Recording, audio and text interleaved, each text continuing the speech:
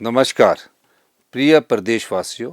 15 अप्रैल को हिमाचल प्रदेश के गठन के 77 वर्ष पूरे हो रहे हैं। मैं आप सभी को हिमाचल दिवस की हार्दिक शुभकामनाएं देते हुए प्रदेश व आपके उज्जवल भविष्य की कामना करता हूं। यह दिन हिमाचल वासियों के लिए एक ऐतिहासिक दिन है।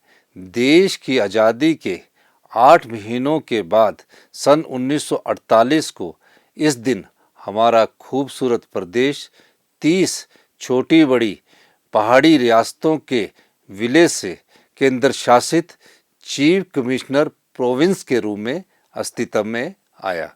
भाइयों और बहनों, हिमाचल को एक अलग राज्य के रूप में स्थापित करने में उस समय के नेतृत्व के साथ साथ प्रजामंडल आंदोलन के नायकों, आंदोलनकारियों और प्रदेश की जनता ने महत्वपूर्ण भूमिका निभाई।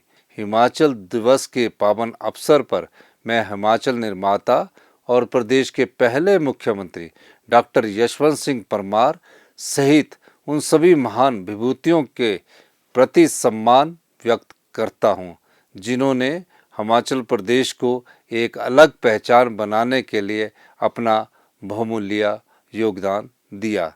साथ ही मैं इस वीर भूमि के उन बहादुर सैनिकों एवं स्वतंत्रता सेनानियों को भी श्रद्धांजलि अर्पित करता हूँ, जिन्होंने मातृभूमि की रक्षा के लिए सर्वोच्च बलिदान दिया। मैं प्रदेश के मेहनती, ईमानदार व शांति प्रिय लोगों का विशेष रूप से आभार व्यक्त करता हूँ, जिनके निरंतर प्रयासों से हिमाचल ने देश विदेश में अपनी एक खास पहचान बनाई है।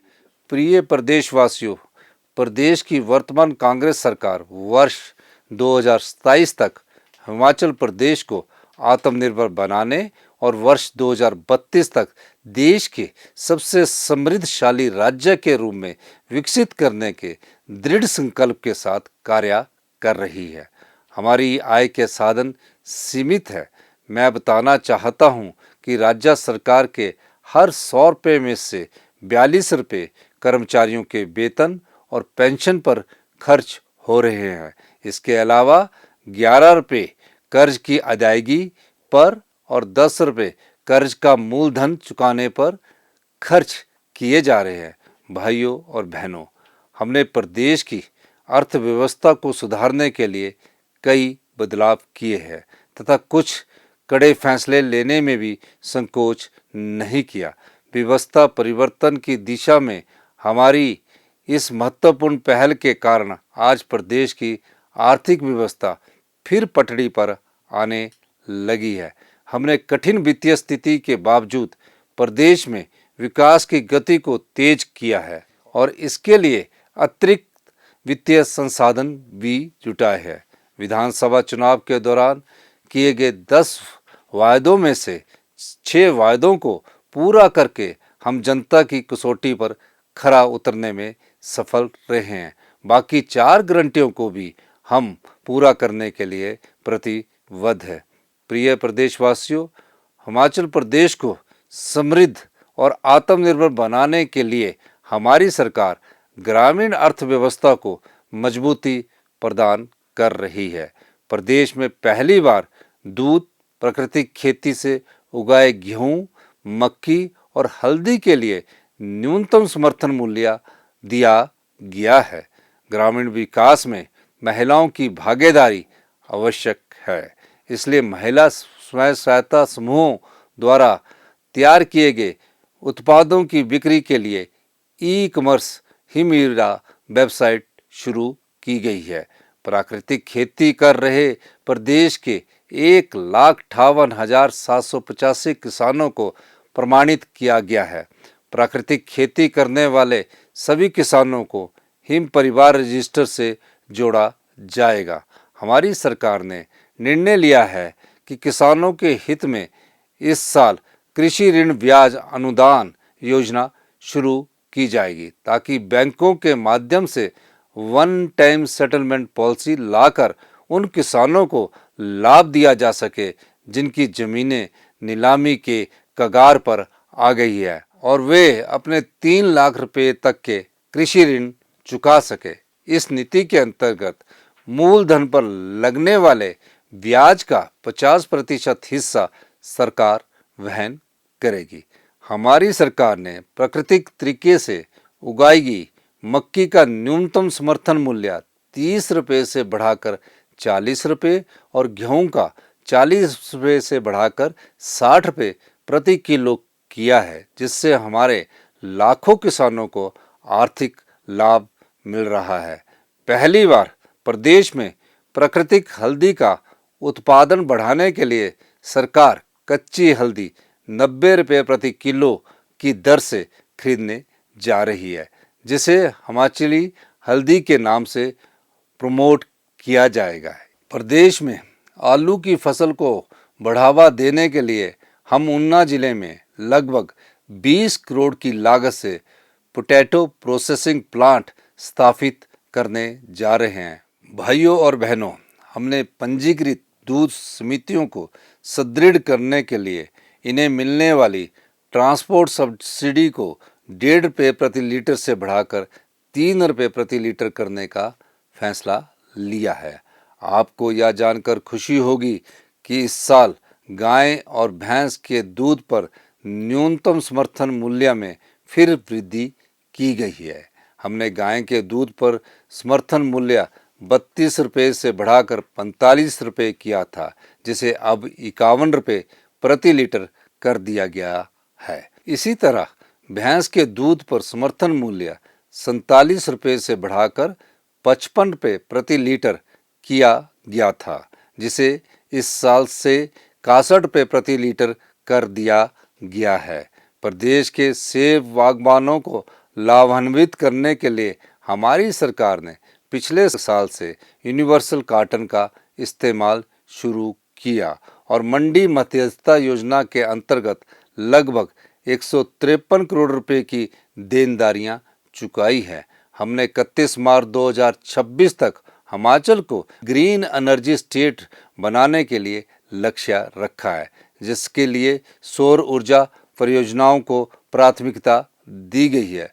प्राकृतिक और हरित हिमाचल का लक्ष्य हासिल करने के लिए हम परिवहन क्षेत्र में ई व्हीकल और इंफ्रास्ट्रक्चर डेवलपमेंट को बड़े स्तर पर प्रोत्साहन दे रहे हैं।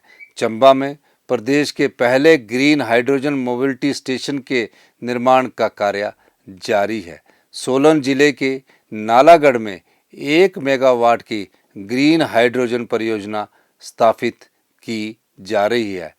इलेक्ट्रिकल वाहनों को बढ़ावा देने के लिए प्रदेश में 6 ग्रीन कॉरिडोर स्थापित किए जा चुके हैं। 3000 डीजल और पेट्रोल टैक्सी वाहनों को इलेक्ट्रिकल टैक्सी वाहनों में बदलने के लिए 40% तक का सब्सिडी प्रदान की जाएगी।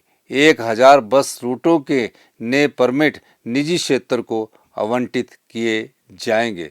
वन प्रबंधन तथा वन क्षेत्र विस्तार में महिला मंडलों और युवक मंडलों की भागीदारी को बढ़ावा देने के लिए 100 करोड़ रुपए व्यय के साथ नई राजीव गांधी वन संवर्धन योजना लागू की जाएगी।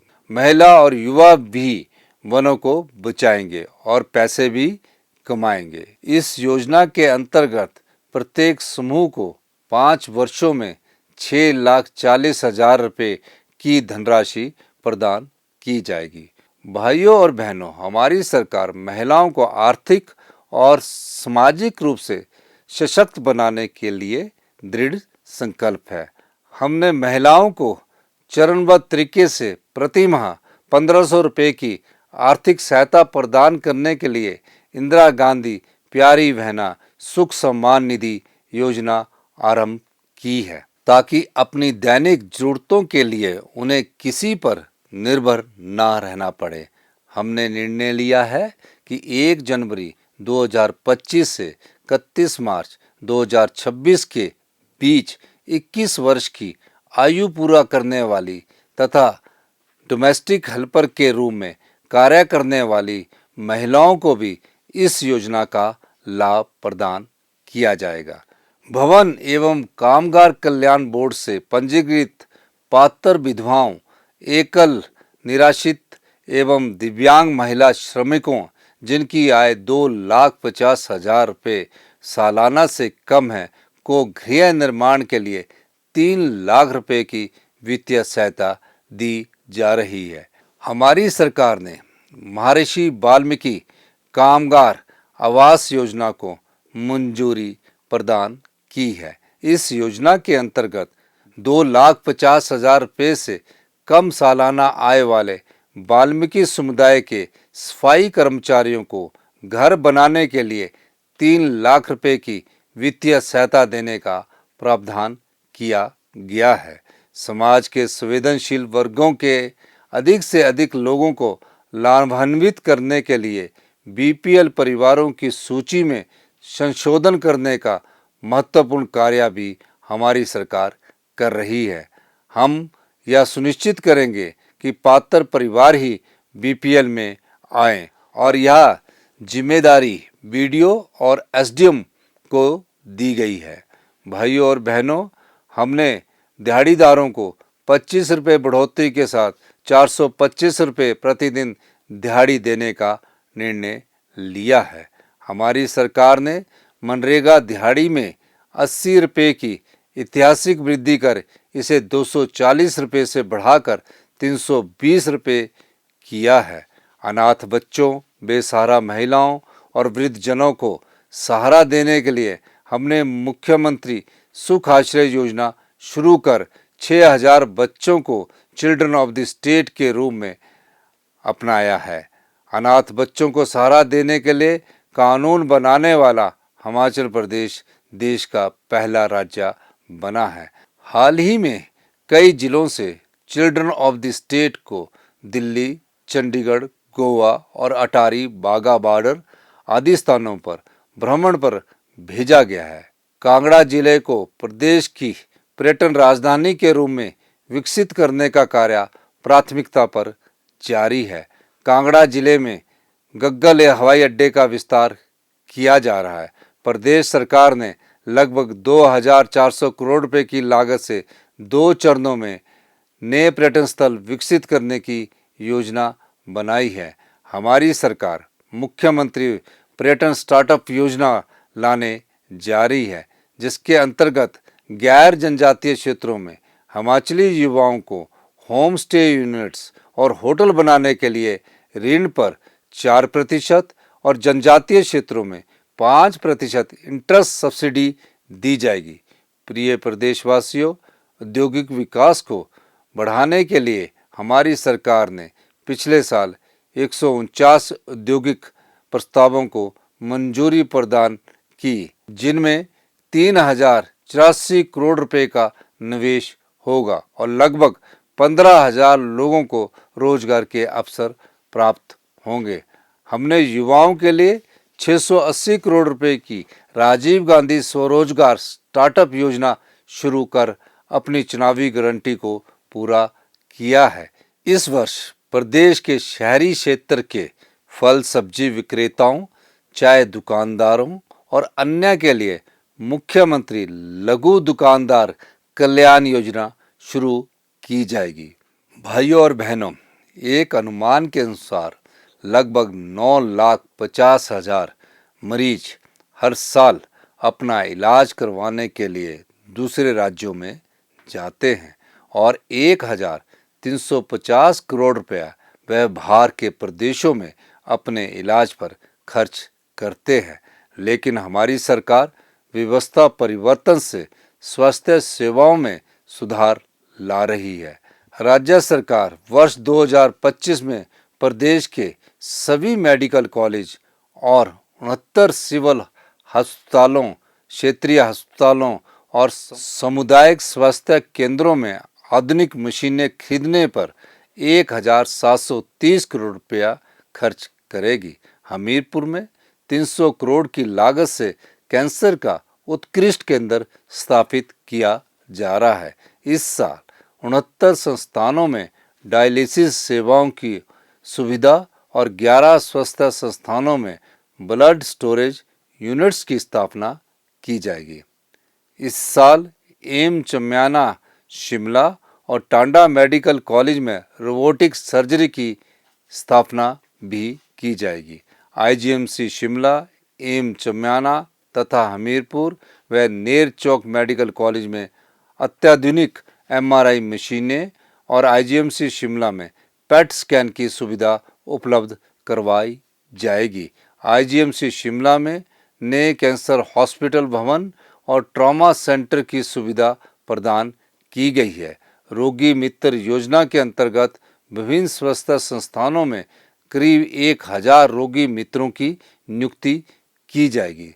70 वर्ष या इससे अधिक आयु के मेरे बड़े भाइयों व बहनों को मुख्यमंत्री वृद्धजन देखभाल योजना के अंतर्गत स्वास्थ्य और पैरामेडिकल स्टाफ मोबाइल स्वास्थ्य वैन के माध्यम से घर घर जाकर स्वास्थ्य परीक्षण की सुविधा उपलब्ध करवाने का भी हम प्रावधान करने जा रहे हैं।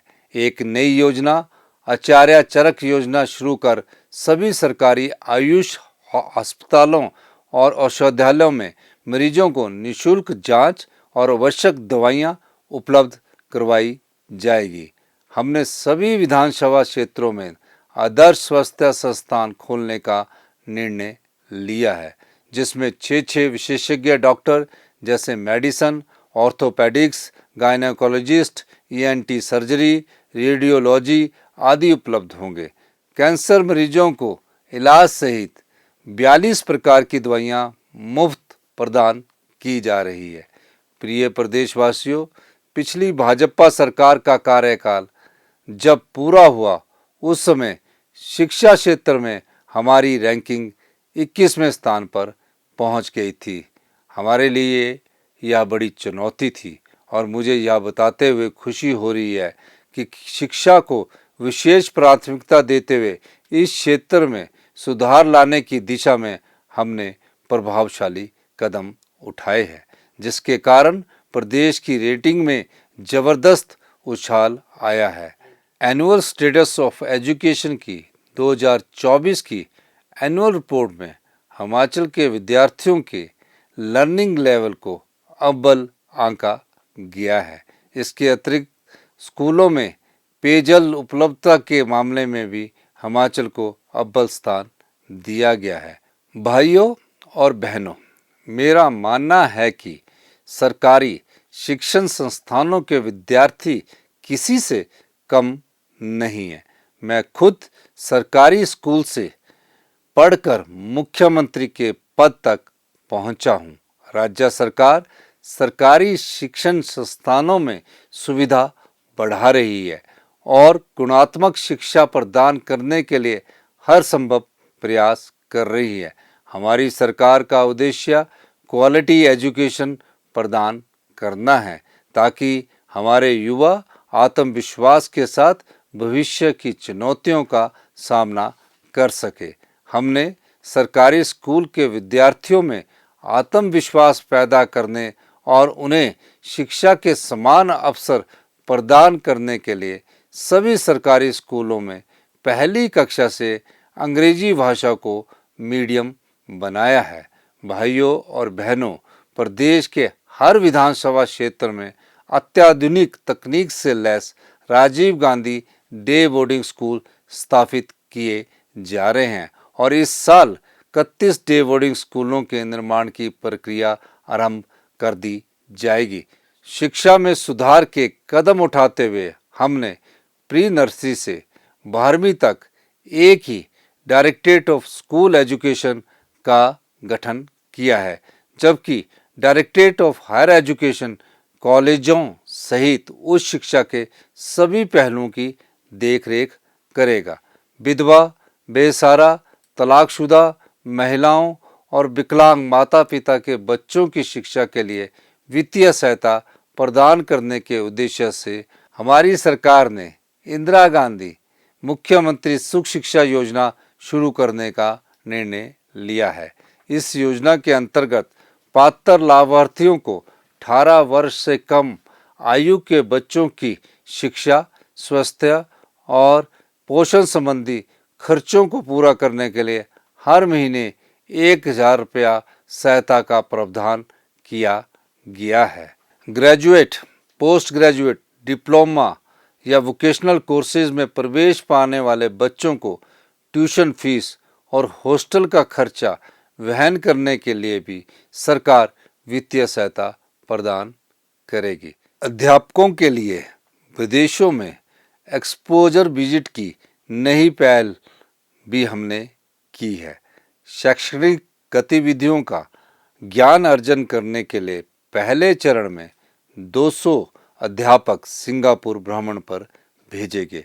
प्रदेश सरकार ने 50 मेधावी विद्यार्थियों को 11 दिनों के शैक्षणिक अध्ययन के लिए कंबोडिया और सिंगापुर भेजा और इस पहल की राष्ट्रीय स्तर पर सराहना हुई। हमारी सरकार ने निर्णय लिया है कि महाविद्यालयों और स्कूलों में विभिन्न श्रेणियों के कुल 1000 पद भरे जाएंगे। हिमाचल प्रदेश में नशीले पदार्थों के सेवन और तस्करी को रोकने के लिए हमारी सरकार गंभीर कदम उठा रही है। सत्ता में आते ही हमने पिट एनडीपीएस एक्ट को लागू किया, जो पिछली भाजपा सरकार 5 साल तक लागू नहीं कर पाई। इस कानून के लागू होने के बाद ऐसे लोगों की गिरफ्तारी हुई जो बार बार नशे के काले कारोबार में शामिल थे। आज के दिन मैं नशे का कारोबार करने वालों को कड़ी चेतावनी देता हूं कि इस कारोबार में शामिल लोगों को सलाखों के पीछे पहुंचाया जाएगा तथा उनकी संपत्ति की जांच होगी और राज्य सरकार उन्हें अटैच करेगी। अगर संपत्ति अतिक्रमण कर बनाई है तो उसे गिराया जाएगा। हमने सभी जिला प्रशासनों को पंचायत स्तर पर नशीले पदार्थों के सप्लायर और इसके आदी लोगों सहित ड्रग नेटवर्क की मैपिंग करने के निर्देश दिए हैं। हमारी सरकार ने नशे के विक्टिम और अपराधियों में अंतर करने के लिए एचपी एंटी ड्रग एक्ट विधानसभा से पास किया है। यह एक्ट विक्टिम के प्रति संवेदनशील रवैया रखता है। हम नशे के दलदल में फंसे व्यक्तियों को फिर से समाज की मुख्य धारा में शामिल करने का प्रयास कर रहे हैं। नशीले पदार्थों की तस्करी को रोकने के लिए स्पेशल टास्क फोर्स बनाई जा रही है। सिरमौर जिला के कोटला बड़ोग में एक state of art rehabilitation centre बनाया जा रहा है। अन्य जिलों में भी इस प्रकार के सेंटर स्थापित किए जाएंगे ताकि नशे के दलदल में फंसे युवाओं को इससे आज़ाद करने में उनकी सहायता की जा सके। हिमाचल में ऑर्गेनाइज्ड क्राइम की घटनाओं को देखते हुए राज्य सरकार ने ऑर्गेनाइज्ड क्राइम कंट्रोल एक्ट भी पास कर दिया है, जिसे पुलिस बेहतर ढंग से ऐसे अपराधियों पर नकेल कस पाएगी। हिमाचल प्रदेश में जल आपूर्ति की गुणवत्ता में सुधार लाने के उद्देश्य से 200 करोड़ रुपए के प्रावधान के साथ नई मुख्यमंत्री स्वच्छ जल शोधन योजना की शुरुआत की जाएगी। 745 करोड़ रुपए की लागत से 8 जिलों के ग्रामीण क्षेत्रों में 20,663 घरों तक बेहतर आपूर्ति सुनिश्चित की जाएगी। प्रिय प्रदेशवासियों, यात्रियों को बेहतर परिवहन सेवाएं प्रदान करने के लिए सरकार लगातार प्रयास कर रही है। इस साल परिवहन निगम में अतिरिक्त 500 ई बसों की खरीद की जाएगी। शिमला शहर में 1,734 करोड़ 40 लाख रुपए की लागत से दुनिया के दूसरे सबसे बड़े रोपवे का निर्माण कार्य जल्दी शुरू किया जाएगा। 15 स्टेशनों को जोड़ने वाला यह रोपवे लगभग 14 किलोमीटर लंबा होगा। भाइयों और बहनों, देश की आज़ादी के बाद पहली बार बड़ा बंगाल जैसे अति दुर्गम क्षेत्र को सड़क सुविधा से जोड़ने और शिमला जिला के दुर्गम क्षेत्र डोडरा क्वार तक पक्की सड़क पहुंचाने की पहल की है। जिससे ये क्षेत्र भी विकास की मुख्य धारा से जुड़ जाएंगे।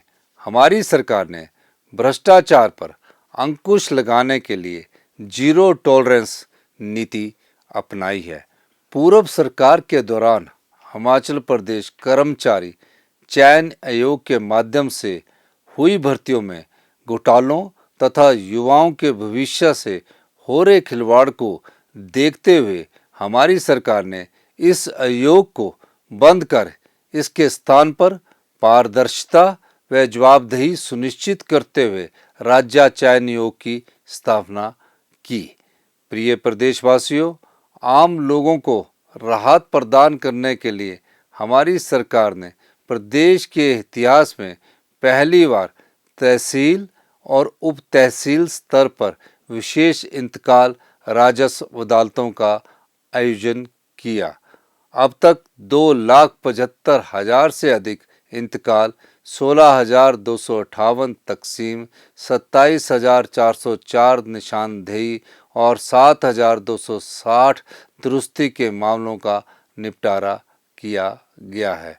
प्रदेश के दूर दराज इलाकों में रहने वाले लोगों को अपने छोटे छोटे काम करवाने के लिए जिला मुख्यालय या राज्य सचिवालय आने की जरूरत ना पड़े और उनके धन व समय की बचत हो, इस सोच के साथ हमने सरकार गांव के द्वार कार्यक्रम की शुरुआत की है। मैं स्वयं डोडरा क्वार और कुपवी गया और एक रात वहां रुका। हमारे मंत्रिमंडल के सहयोगी भी इस कार्यक्रम के माध्यम से जन समस्याओं का निवारण कर रहे हैं। भाइयों और बहनों, हमने अपने 2 साल के कार्यकाल में 42,000 से अधिक रोजगार के अवसर उपलब्ध करवाए हैं। इस साल विभिन्न विभागों में 25,000 भर्तियां की जाएगी। प्रदेश के विकास में कर्मचारियों की भूमिका सबसे महत्वपूर्ण है। उनका कल्याण सुनिश्चित बनाने के लिए हमने पुरानी पेंशन व्यवस्था बहाल कर उन्हें आर्थिक सुरक्षा प्रदान की है। प्रदेश के 1,36,000 एनपीएस कर्मचारियों को इस फैसले का लाभ मिला है। पहले चरण में 15 मई से 70 वर्ष से 75 वर्ष के आयु वर्ग के पेंशनरों के बकाया एरियर का भुगतान करने का निर्णय लिया है। इसके साथ ही कर्मचारियों व अधिकारियों के इनके बकाया वेतन एरियर का चरणबद्ध तरीके से भुगतान किया जाएगा। 1 जून से प्रदेश के कर्मचारियों को 3% की दर से डीए की अतिरिक्त किस्त जारी कर दी जाएगी। अब तक राज्य सरकार ने 2 वर्षों में 14% डीए जारी किया है। भाइयों और बहनों, हमारी सरकार सभी वर्गों के कल्याण के लिए प्रतिबद्धता के साथ कार्य कर रही है। हमने स्थानीय नगर निकायों के एवं पंचायत प्रतिनिधियों को दिए जाने वाले मानदेय में सम्मानजनक वृद्धि की है। इसके अलावा विकास योजनाओं में अहम भूमिका निभा रहे विभिन्न विभागों में कार्यरत पैरा वर्कर्स के मानदेय में भी ऐतिहासिक बढ़ोतरी की गई है। प्रिय प्रदेशवासियों, मैं आपको भरोसा दिलाना चाहता हूँ कि आप सभी के सहयोग से प्रदेश सरकार हिमाचल को आत्मनिर्भर और देश के सबसे समृद्ध राज्य के रूप में उभारने के लिए हर संभव प्रयास कर रही है। हिमाचल दिवस के अवसर पर मैं एक बार फिर से आप सभी को हार्दिक बधाई और शुभकामनाएं देता हूं। जय हिंद, जय हिमाचल।